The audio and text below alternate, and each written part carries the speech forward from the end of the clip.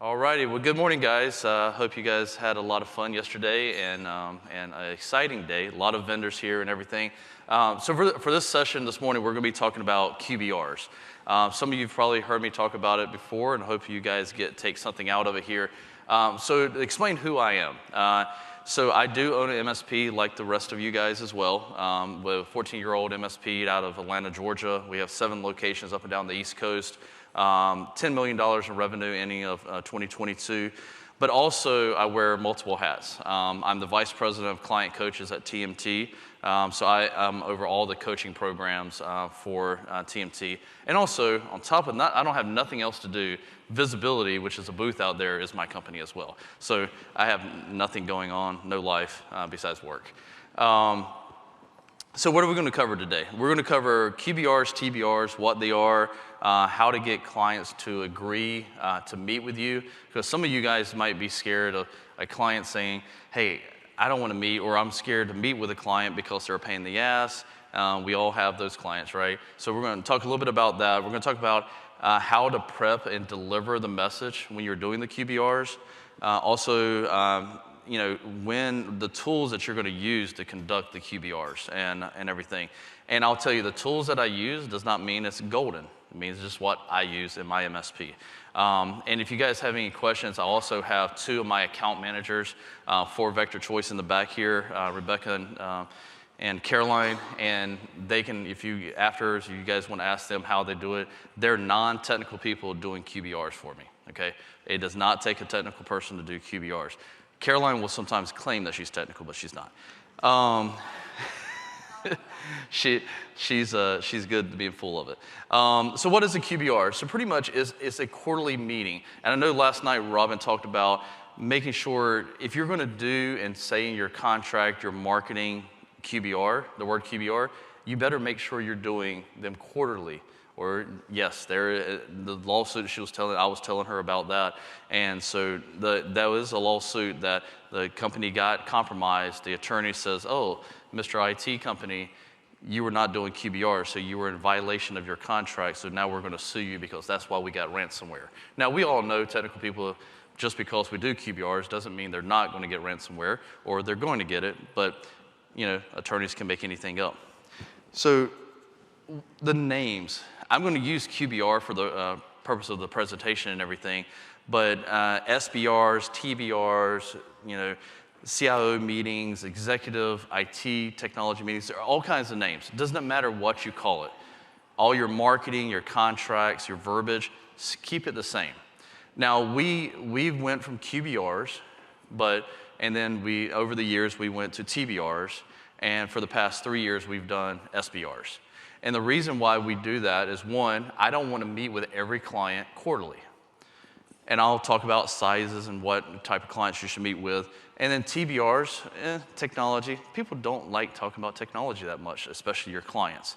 So we changed it to strategic business review. We want to help you from your business operations standpoint to make sure that you're moving forward. For example, we had a client that we were meeting with, and they brought up an issue, but they had like 60 to 70 people working off of an Excel spreadsheet. And they were complaining that it was crashing. I'm like, well, that's not what Excel's meant for. And so they were trying to share that. So in the conversation, we got into it and we moved them over to Microsoft Dynamics. And it's just all about listening, not just about the switch, the firewall, the antivirus, all the tools that we use, right? But listening to how they do their business and run their business to help improve it with technology. So that's what we call a strategic business review. So why should you do QBRs? Bottom line is emphasize your importance, right? We are the IT guy, right? Automatically, it's like we're a necessary evil, that they don't want to pay, they don't see the value in it. No, some clients do, don't get me wrong. But a lot of clients don't see the value in QBRs or us as technology providers. So you want to show that you know what you're talking about as an expert. You're keeping up with compliance. I know Robin said that word about 1,000 times yesterday, but I'm telling you guys, if you're not selling cybersecurity and compliance, and cybersecurity, and I shouldn't tell all of you guys, but firewalls and antivirus is not cybersecurity. And so you've got to get up with that, and you need to stay ahead of it. You need to know when Windows 10 is going to end of life. You need to know when software is going to end of life for them. So that's educating them to make sure they're moving forward. So also it expands the relationship. And so what we try to do, at least 2 to 3 members, executive, decision makers in the company, keep in good relationship. Because if you only have one relationship in a company and that person leaves, dies, goes, works for another company, you've lost a relationship with that client, right? So try to build relationships with multiple decision makers. Again, we try to do 2 to 3 in each company depending on the size, because if someone does leave, I don't want my relationship to go out the door. And when someone else comes in and they bring their IT buddy in, I want the other people advocating for us. Listening, that is huge, guys. When you're doing QBRs, you're not always going to want to be in front of the client and always just giving information. Now, there's a point in the QBR or TBR that you want to do that, but you want to make sure that you're listening. What is the client's issues? Now, one of the things I'll tell you, listening is different than listening to bitching, all right? We're very clear. We are not going to talk about tickets in our meeting. If you have a ticket issue, report it to the service team, let the team work on it, but this is not a bitch fest to talk about your tickets, if there is any, right? This is strategic, and so we send a agenda out and making it clear, and on the bottom of that, if you have any ticket issues, go ahead and submit and have the support team work on those tickets for you. Remind them everything you're doing for them. Because they quickly, probably some of you guys have had, hey, you know what, since I hired you guys, you've been around for 2 or 3 years, and we never really call you anymore, so we don't see the value anymore. We don't see that we really need your services. So they want to downgrade their services, or they want to get something cheaper. So you always have to remind them all the alerts, all the backups, all the self-healing services that our RMM systems do. You need to be showing that to them inside of your meetings. Also address where they're falling short when it comes to security. And this is an important thing, is I do the poor man's version of this, and audit might kill me. I hope no one's in here from audit. Audit might kill me, but I do the poor man's. I just do a red, yellow, and green document that's our products and our security stack and everything, and it's green if they have it, yellow if they need it or they're running old, and red if they don't. So I line it with my marketing packages, my service packages and stuff. And so that, just like audit does, it shows that red is bad, right? So we're showing them where they're falling short. We're educating them. And how many people love ThreatLocker, but your clients hate ThreatLocker, right? Yeah, Caroline's raising her hand. And that's the biggest issue, right? But when I explain it to them, so we actually have a video where we just shortly explain it to them. And look, we can remove it, but you have to sign a denial of service for this. When they see you take it that serious, they change their mind.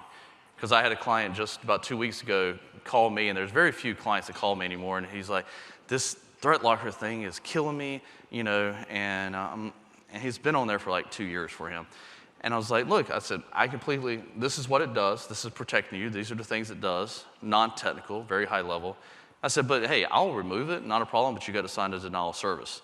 He said, well, I'm not ready to do that right now. I said, well, until you do, I have to leave it on there, part of our contract.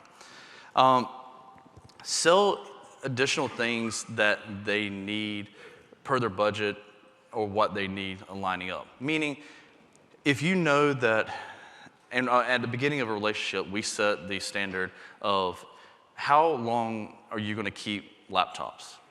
Meaning, are you going to have them 3 years, 4 years, 5 years, right? Now, I don't let anybody go over 5 years of a laptop. 5 to 6 years, servers and networking devices. And so we set that at the beginning. So then when Caroline and Rebecca meet with them, then they go and say, hey, here's the machines we need to refresh this quarter. Because the last thing you want to do is go to them and say, hey, here's the 800 machines that you need to refresh this quarter, right? So keeping it in front of that. And so we set, TMT is our client for Vector Choice. We do the TMT's work. And first thing I sat down with Nicole, I said, what's your refresh rate on your computers? 3 years, boom. So Caroline knows when she meets with them, if machines are about to come up to 3 years old, we're refreshing those machines. So get that set up front. So biggest key point, make sure it's not just a sales meeting. Because I do a lot of coaching calls, and a lot of people say, well, Will, I did QBRs, but then my clients won't respond to me anymore. You probably went in there and tried to hard sell them. You got to sell through education, right? Educating them on what's out there, what's available to them, consult with them, but don't sell them. The sell will come if you educate. So some of the general strategies here is you need a clear process all the way through from how you're going to handle, all the way through to even following up with proposals. But have a clear process every single time that your team, you as the owner, don't have to do it. You can pay someone else to do it, right? Yeah, you have to pay commission. That's fine. And we'll talk about, our salespeople's salaries and their commission. I guess I can talk about their salaries in here with them sitting in the back. But it's well worth it, believe me. For me not to have to do it, it's awesome. So also set the expectations and what you're going to do in the meeting. Also, the real value. Don't just do death by PowerPoint. No, there's some things to point out to them, but don't just PowerPoint page after page after page. Same thing, don't print out a bunch of paperwork. I love rapid fire tools. I love Galactic. I love a lot of these tools that do these, that help us do these QBRs. The problem is, too much information just kills the meeting. We have an executive, maybe a 2-pager, highlight level, what happened last quarter or last time we met with them, how many tickets, how many surveys they had. We lay everything out, and I'm going to show here in a second all that stuff. But don't just kill them on documents, paperwork, and PowerPoints. So the 3 areas that you want to focus on, one is risk. What is their risk, and where are they not secure? So you might still be just doing firewalls and antivirus, which is completely fine, but I'm going to tell you, go talk to all those vendors out there in the hallway and get signed up and start selling more than just that. But you need to talk about the risk. What kind of compliance do they have to meet? State, federal, whatever. PCI is just a PCI DSS4 just updated March 2023, right? You need to be able to talk about that if your clients are taking credit cards. And it puts a lot of responsibility back on the network now. A lot of people say, well, I have a credit card processor, it never hits my network. The problem is DSS4 has changed that. They've moved it back to the merchant. They've moved it back to the network. So you need to know those things so you can help. By educating that way, we sell like crazy. But you have to know to educate. If a state, there's 19, 20 states now, or maybe probably more, that actually requires state regulations when it comes. Know your state regulations, right? Start with that. Start with their insurance, start with PCI, start with your state. Don't jump straight into, everybody wants to jump on the CMMC bandwagon, right? It's great, but you got to know what the heck you're doing when you go in and talk about CMMC or ITAR, right? So hit the little things first and go from there. Stability. What does their infrastructure look like? What's their hardware look like? If they're putting in 30 tickets a quarter on a printer, the conversation should be a quote to replace that printer, right? It shouldn't be complaining that, I had to put 30 tickets in. Well, you had to put 30 tickets in because of this reason, and here's how to fix that reason, right? So talk about their stability in their infrastructure, their equipment, because if their employees are saying, hey, things are running, you guys are great, but the computers run slow.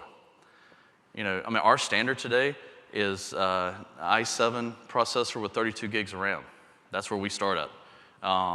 Sometimes we'll go down to 16 if it's not high use, but especially all the software we have to put on there to protect the machine, it requires a lot of memory. So you got to think about that as well. When you take over a client, when you onboard a client, that's the first 30 days you should be talking to the client to say, hey, you've got i3 processors. You've got 8 gigs of RAM on these machines. These machines are 8 years old. You've got to replace them. Don't be scared to have that conversation. If you show the value of not just trying to sell them a new laptop, but the reasons why and the performance of their employees can do things a lot faster, they're going to be more apt to buy. Then also talk about growth, where they're going to grow their business. Are they expanding? Are they getting hit with the economy, right?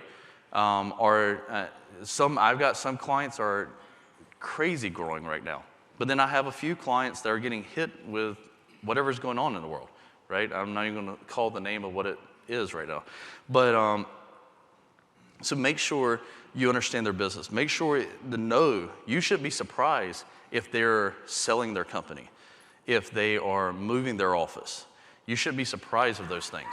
You definitely need to know what is happening with your client. Now, they might not come out straight out and tell you that they're selling, but they're going to give you some hints. They might not disclose everything. Some owners will tell us, hey, I'm looking at selling in a year. I'm looking at retiring in a year.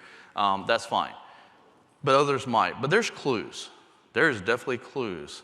When they have always been doing machines, but now they're trying to push off costs down the road. Oh, I want to do it next year.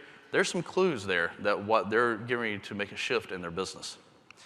So the biggest thing is don't kill them with acronyms. DNS, DHCP, MPLS. I'm showing my age now, MPLS. Don't VPNs, right? Talk what they understand. What is the business impact to their business by using a tool without talking technical? I know a lot of us want to go in there and talk about the widgets. We love widgets. We're IT people. Understand that. Clients hate widgets. They just want it to work. They want a business strategy, especially when you're talking to a CEO. They don't want to know those things. Now, granted, again, know your audience. If you're in a co-managed situation and you're meeting with a client, that's completely fine. If I have a technical person and the CEO in the room, I will talk to the CEO and I'll say, I apologize, and then I'll turn around and talk technical to the technical guy, right? So you got to entertain both people in the room, but you also got to acknowledge that not saying you don't know it, but you got to acknowledge that I'm getting ready to go deep in this conversation to help him understand as well, right? So how frequently should you do them? Ultimately, it's your decision. I can't tell you how frequently you should do them. But I would encourage you to find a schedule for all your clients and do them on a regular basis. I don't care if it's monthly, quarterly, semi-annually, or annual, okay? You pick the time that you want to do based on your size of clients. Like anything under $1,000 a month, we want to do once a year. That's it, right? That they're not going to be buying a lot. They're not going to be changing a lot. They're a lot smaller client. But you have to pick. $1,000 a month might be your biggest client, which is completely fine as well. But you have to pick on what is large to you. Some of the big clients, it will require, I think Caroline meets with our largest client, every 2 weeks, every 3 weeks, or something like that. And it's not a full QBR. And we'll talk about meeting here in a second. We'll talk about meeting in person and virtual. This client has been a client since January of 2020, and I have officially met with them once in person. We're actually meeting with them in May in person for the second time. And when I say a large client, they pay about $200,000 a month, just that one client. So I'm telling you, you can do that and not have to meet face to face. We'll get to that here in a second. Oh, thank you. That's my wife, by the way. Or most of you guys know her, or my handler, depending on which one it is. Consider the holding meeting quarterly, weekly on projects. Now, one of the things we do on projects, we keep project conversations separate from the QBRs. So if it's a large project, we're meeting, our project managers meeting on a weekly basis, or bi-weekly or monthly, depending on how big the project is or how in detail the client is within the project and everything. So the question is, should I do this for every client? No, you don't have to. Only ones you want to keep. Because I'm telling you, if you're not in front of your client, your competition is. They're selling, right? But they're probably, if they're good, if it's my team, they're going to sell through education. They're not selling IT. They're selling a solution. So if you're not doing that and not being in front of your clients, they're going to quickly forget about you. Sell the part, again, your fractional marketing manager, fractional CTO services. If you sell it, yes, it should be for every client. You should definitely do. If you want to grow your business, it should be for every single client. And yes, there is clients we hate. And the two girls in the back will tell you, they hate doing the QBRs with their clients. Because we will tell them the same thing every single time, and they do nothing every single time. But guess what? They can never say we did not tell them. Because, by the way, we document and we send them an email at the end, and I'll talk about that here in a second, of what we talked about. So if they ever say, you didn't tell us this. Well, yes, we told you this for the past 5 quarters, and you've done nothing. They hate that, but, you got to cover your butt. Again, small clients you can do semi-annually. Again, it's up to you on small clients what your definition is, right? So you might say clients from 0 to 1,000 once a year, clients from 1,000 to 2,500 or 5,000, semi-annually, and then quarterly might be the 10,000 to 20,000, and 20,000 above might be monthly. You have to pick where you're at in your business today. And I'll tell you, where you pick today will not be in 2 years the same flow, okay? That's why you do not want to put quarterly on your contracts, because you can easily change it to TBRs, SBRs, because you determine what that frequency is, okay? So when a lot of people ask, when should I hire and we call them CRMs, account manager, we call it client relationship managers. I have 2. At $10 million company, I have 2. They want to kill me, they want a third, but I'm cheap sometimes. They get more commission when they can sell to more. But no, really, when you get to 20, 25 clients, you should probably think about hiring an account manager. Truthfully, an account manager should be able to handle anywhere from 50 to 60 clients, depending on the size of the client, okay? We have some super large clients, so we're going to restructure, and we're going to give our senior person the larger clients, but you'll have a smaller number of clients, right? And so you got to pick that. Their salary range for a non-technical client relationship manager, 50 to 70,000 range. I only pay them 42. No, I'm just kidding. And so that's sort of the range there. They do get commission on upsells. They get commission on new sales into the client. They get commissions on renewals. And so we've got that whole structure down. So let's for example, if a client is $3,000 a month and the contract's running up, they renew. And they renew for $4,000.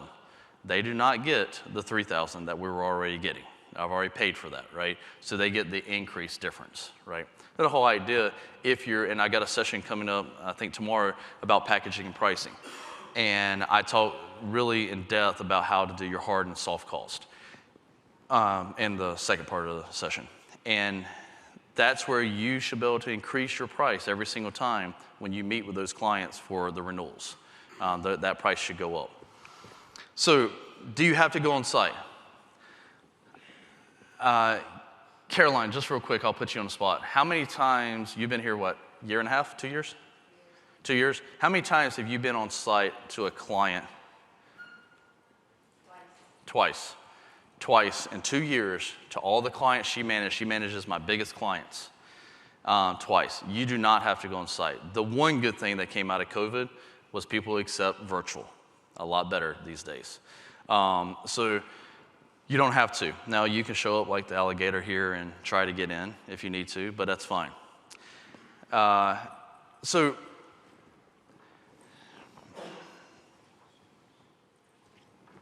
what do you do if a client won't schedule a meeting? Well, with TMT, we use the MAP program. We use the QBR, or I think they've now changed it to the TBR. I'm trying to get them to change it to SBRs. They're just behind me. They can't keep up. And you're Tim saying no, no.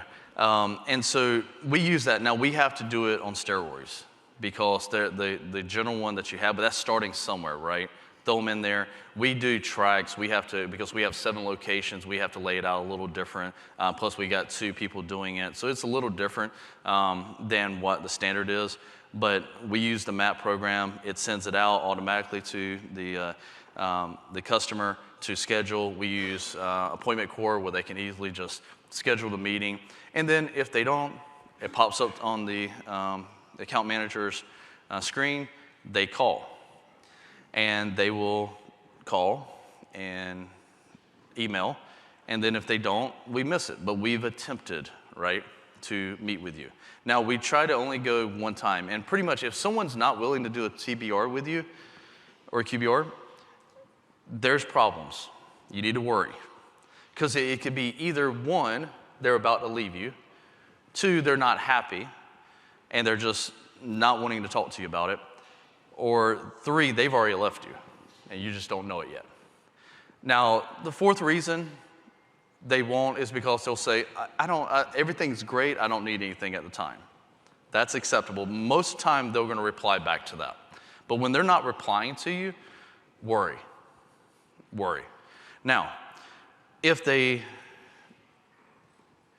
don't after the 2nd quarter, you can always do this. You can always show up on the doorstep with beer.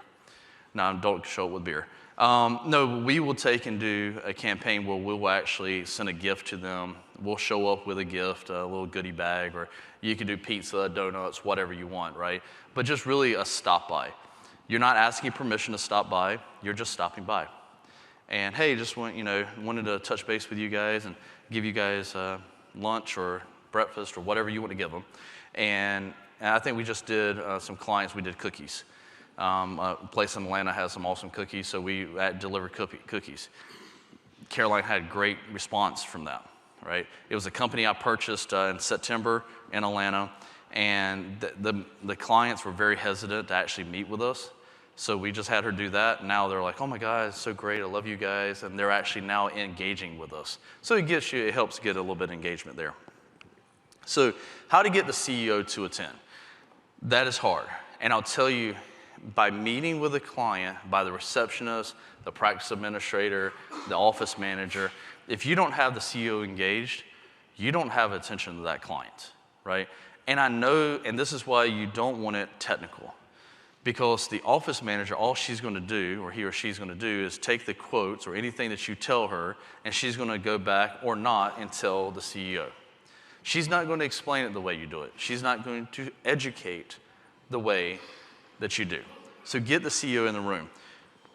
But you've got to sell your value and why they hired you, not the IT side of it, right?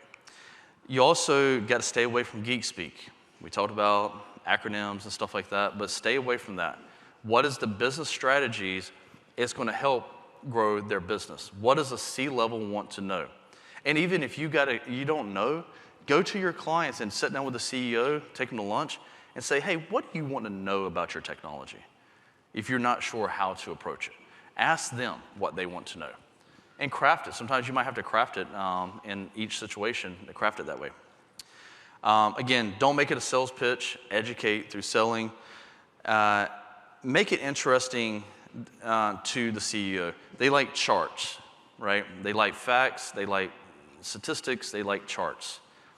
What business impact is it going to have to my business if I don't do what you're telling me to do, right?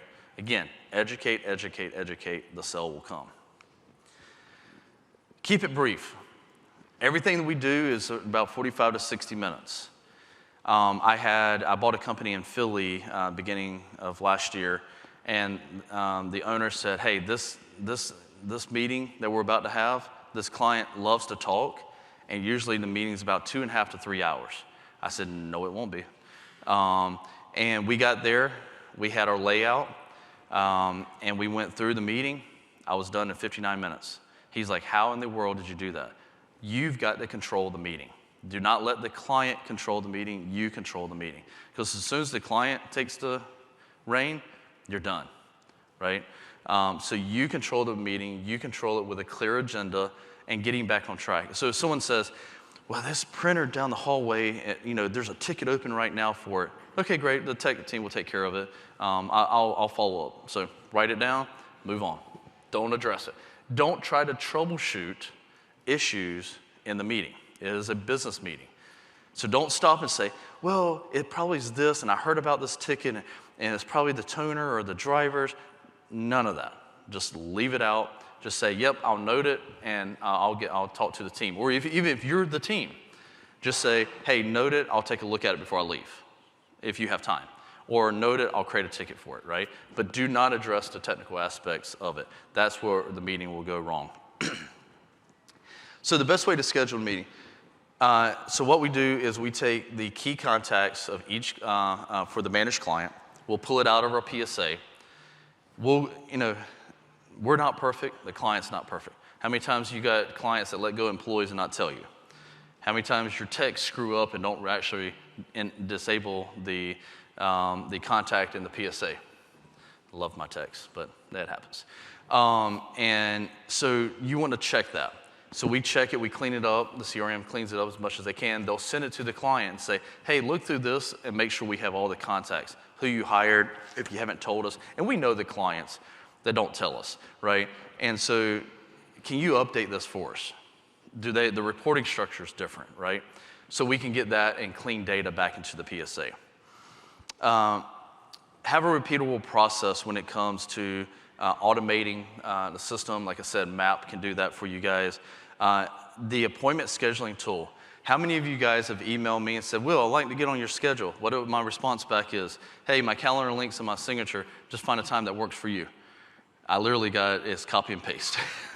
And it's the easiest way to do it, guys. I've only had one person in all my time of using appointments said, and it was an attorney, said, well, now I have to be your admin? Can't make everybody happy. But yes, that is the best thing to do. Use an appointment setting tool to schedule any meeting. Like if you email my TMT, my response back to you, if you want a meeting with me, is, hey, here's my calendar link, book a time that's convenient, right? Do that for everything you do when someone asks for a meeting. And I've got different options for vector choice. I've got Zoom, I've got in-person, I've got happy hour, I've got breakfast, I've got lunch. Whenever you want me, it's there. You probably won't get on my calendar for a lot of things with TMT, but it's there. So tracks. So what we do is if you got a lot of clients is set them on tracks. And what we do is we do track 1. We do January, April, July, and October, excuse me. Then track 2, track 3. The reason why we do that is to make sure that we're not meeting with all our clients in January. Because if you meet all your clients in January, guess what? You've got all those tickets that's going to generate. You've got all those quotes that's going to generate. Then they're going to sign, and then you've got all those projects to do in February, right? And then you just created a bottleneck for yourself. One, as you get bigger, you're not going to have more clients. You're not going to have the time to do it in the months. There's just not enough time in a day to actually get all the QBRs done. So it spreads it out. Now, we take it a little bit further, and we put them in location and size. So we have sort of mini tracks that, if they might be in track, the January track 1, but they're a small client, so they're only going to be met in January. They're going to skip the other months. Or they're a large client, but they're in track 1, but they're going to do every single month, right? So it's different things that you have to do depending on if you break it out in size. But this is the first thing you want to do, really, is break it out in tracks. Now, raise the hand. How many, a question here. How many TBRs, QBRs have you done in a week's time? 1 to 5, anybody done up to 5? 1 to 5 in a week's time. All right, how about 6 to 10? All right, 11 to 20. You see, the only person raising their hand is Caroline. They are responsible. So the most, and I'm not encouraging you to do this, and I ask this question all the time because I still hold the record. I did 21 face-to-face QBRs in 2019 in 1 week. It's insane. Don't do it. The reason why, because literally Logan, actually, I had a folder, I was walking in, I was reading who the contact is, what they have, as I'm walking in the door, and I act like I knew the client, right? And I was able to talk, because she had everything, all the paperwork laid out the same way, had to, so you got to have a Logan. Everybody, even Robin wants a Logan. And so you've got to have that to be able to pull that off. But the problem that I didn't realize is I did this in Washington, D.C., so imagine traffic around D.C. as well, doing this. The problem that I had was I generated so many tickets and so many projects after, put the team behind for about 6 months. And that's not good. Then you start having delivery issues, right? So don't do that. But you definitely should be doing at least 3 to 5 QBRs, TBRs a week, or having someone do it at the minimum, right? Don't go, you should definitely not go a whole month and say, I've met with one client. Now, unless you only have one client, that's a different story, right? But definitely don't do that. So send out the email to the key contact. Any new changes in process, any templates and stuff like that you're going to do. Make sure the client is getting the email. Now, we know some marketing tools, sometimes emails don't go out. So make sure they get those emails, get it scheduled. Also, explain the agenda. And again, lay out the agenda that you want to talk about. And be very clear of that, and then we end it with, we're not talking about tickets. And don't be scared to say that. They will respect it. I've had people want to yell at us about a ticket. I'm like, we're not talking about that right now. We'll answer that ticket later. But this is a business meeting. I've had to say that. And they haven't fired us yet for that. All right, so how to prepare for the meeting. So pull the context list from the PSA. Pull your current MSA, Master Services Agreement, your latest invoice, any active SOWs that you have, and any projects going on. Pull all that information so you're ready to answer any question. Check with the team a few days ahead of time and ask them, what's going on? Is there any fires? Is there any P1 issues right now? Is the client asking for anything that you're not aware of? Ask those questions from your team. Your team's going to know more about the client than you are, especially if you're not doing the actual work. So ask them for those things. Pull reports, your survey scores. We use Crewwho, and we pull all the survey scores. We pull the survey scores and also the CSAT scores. And we take them, because when a client says, I think your services is not as good as it used to be. Well, that's what your staff is saying. and verify that, right? So that's why we pull the SLAs. Are we meeting the SLA? That's why you got to make sure you have your PSA configured correctly to do the right SLA stats against the tickets. Make sure your techs are putting in the right status so your SLAs are correct, right? It goes all the way back to your daily operations. Pull the phishing report. So every client by default, because by the way, insurance requires them to have it, is test phishing and simulation. And so we pull that and we show them what's your issue and employee that you have. We pull a dark web scan and show them not the whole list of things from 2019, but things that happened this quarter. So make it short and sweet. We pull 365 accounts and make sure if they have any questions about that, because they probably said, hey, I want this user left, but I want to keep their mailbox. That'll sort of remind them, hey, let's go ahead and do something with this mailbox now, right? So pull that list and have that ready. Consider using some tool. Again, I use rapid fire tools and I use a galactic scan, okay? I use rapid fire tools to pull the information. Now what we do, we will run it 3 weeks ahead of time, find all the issues that we need to clean up, and then right before we run it again of what we're actually going to share, okay?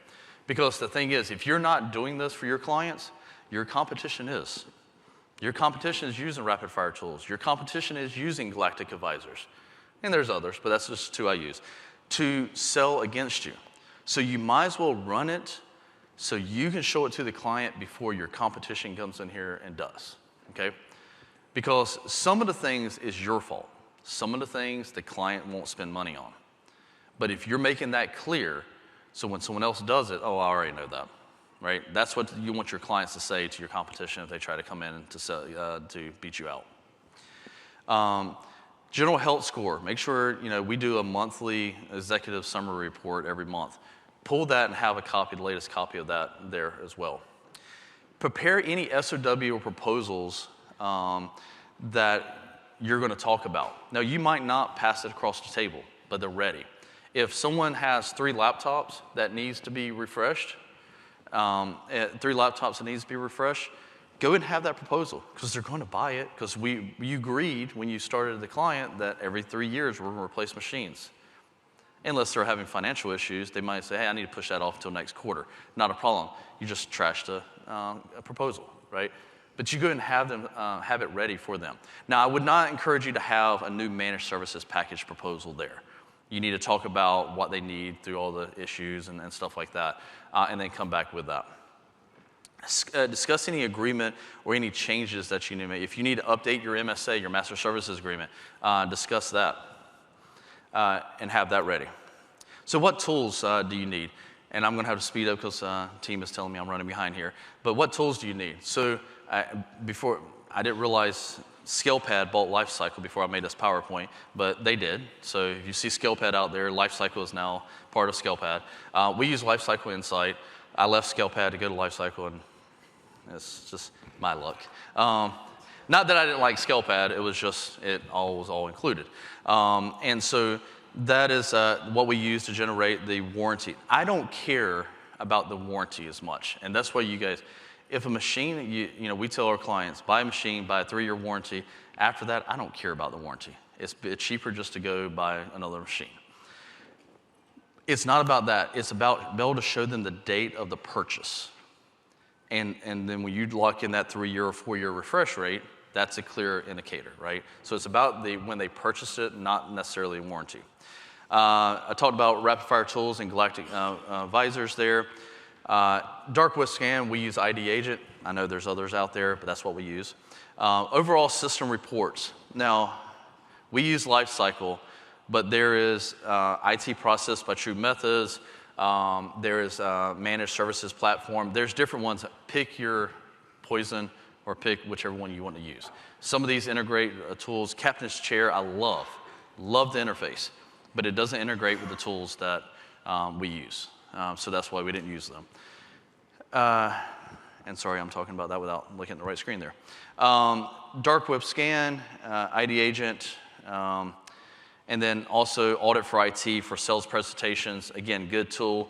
I'm just cheap. I used the poor man's version of a Word document for that. So what the meeting agenda should be.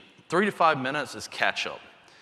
If you know, I live in Georgia, and I don't like the Bulldogs, but they won a national championship. So if I'm going to meet with a CEO in Georgia and I know they went to Georgia, guess what I'm going to talk about?